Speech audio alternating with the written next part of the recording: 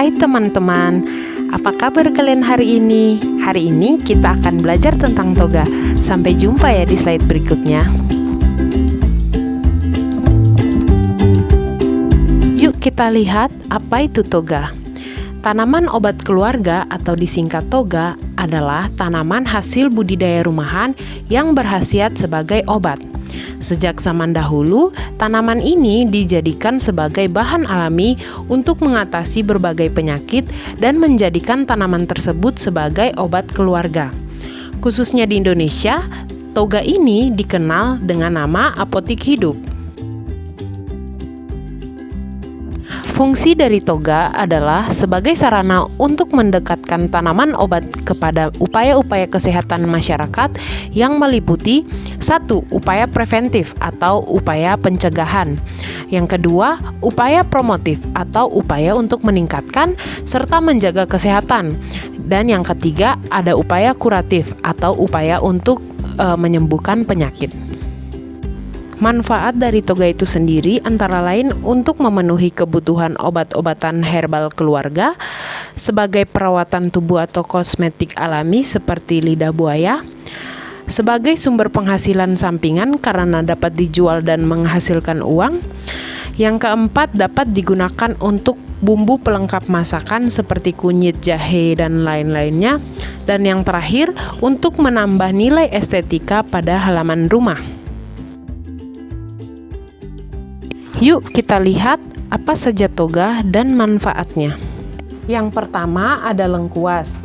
Lengkuas memiliki zat aktif galangol, metilsiname, galangin, sineol, kamfer, sesquiterpen, kadien, resin, hexabidrokadalen hidrat, dan amilum yang dapat melancarkan peredaran darah, membuang toksin dan radikal bebas dalam tubuh, menambah nafsu makan, menyembuhkan rematik dan limfa, meredakan diare, mengatasi mabuk darat dan mabuk laut, serta mencegah tumor.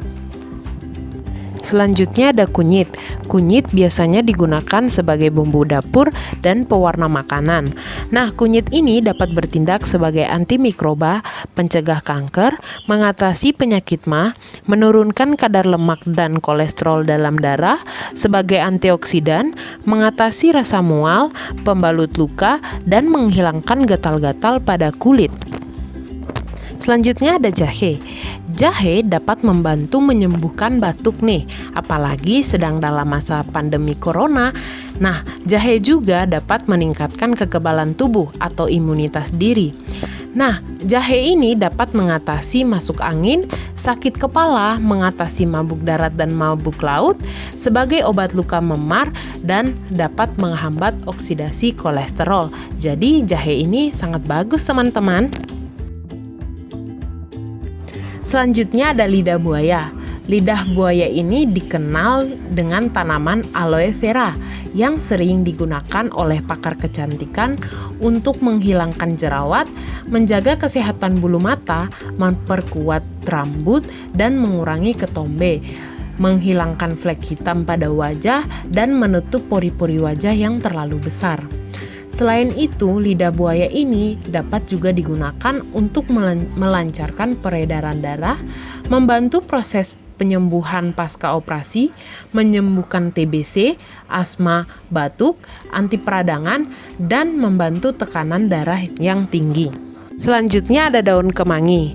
Nah, jika kita sering makan lalapan, pasti kita menemukan tanaman ini, karena tanaman ini disajikan dengan sambal.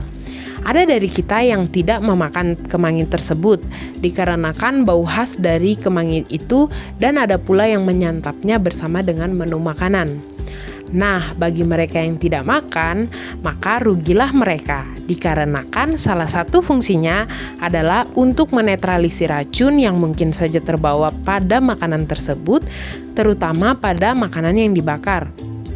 Khasiat lain dari kemangi antara lain memperkuat sistem kekebalan tubuh, menambah stamina pria terutama pada sel sperma, mencegah kemandulan, sebagai antiseptik alami, memperbaiki fungsi hati, mencegah ejakulasi dini, mencegah bau badan, menurunkan kadar gula darah, mencegah tulang keropos, memperlancar ASI, dan menghilangkan jerawat.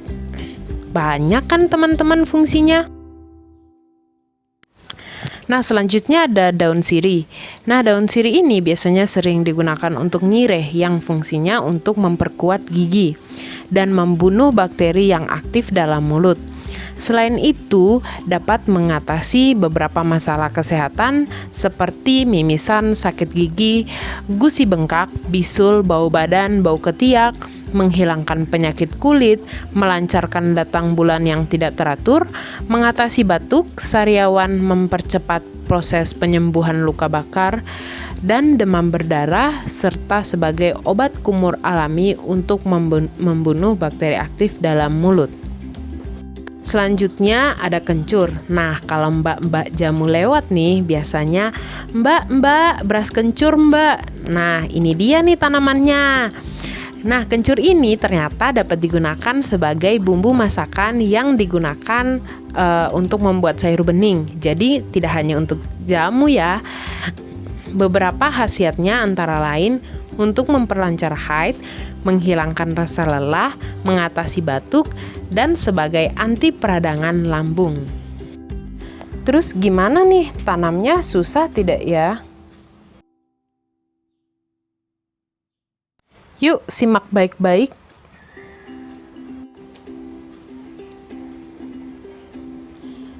Persiapan bahan dan media tanam. Untuk bahannya ada kunyit putih, kunyit kuning, jahe, lidah buaya. Nah, selain tanaman yang ditunjukkan di video ini, teman-teman boleh menggunakan tanaman lain lagi. Nah, terserah teman-teman. Nah, tanaman ini teman-teman boleh beli di pasar. Nah, untuk media tanamnya kita menggunakan pot atau polybag dan juga tentu saja tanah hitam.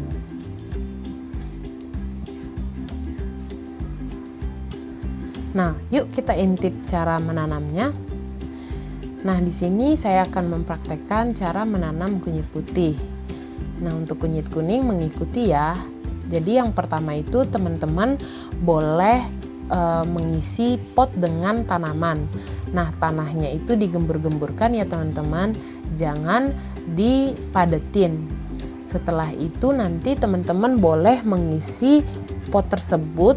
Setelah tanahnya setengah, teman-teman boleh mengisi tanah tersebut dengan bibit yang kita punya. Nah, bibitnya itu boleh beli di pasar.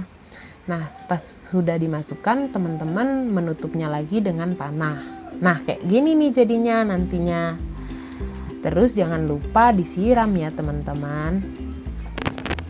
Selanjutnya ada simulasi menanam lidah buaya. Nah, ini juga sama, tanahnya digembur-gemburkan. Nah, setelah masukin tanahnya ke dalam pot, kita masukin deh lidah buayanya. Nih, ya kan? Ada lidah buayanya. Nah, ini teman-teman masukin aja, tanam, terus tutupin pakai tanah. Terus habis itu sudah deh, jadinya kayak gini. Nah, jangan lupa ya teman-teman nanti disiram. Ini nih ditambah lagi tanahnya biar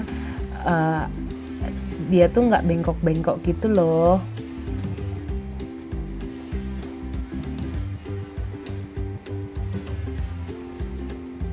Sudah deh teman-teman, jadi kayak gini. Nah, ini dia nih lidah buaya hasil menanam sendiri. Jangan lupa disiram setiap sore ya. Siramnya dengan air secukupnya, jangan sampai menggenang. Thank you for watching teman-teman. Sampai jumpa di acara sosialisasi selanjutnya. Stay safe dan stay healthy ya teman-teman.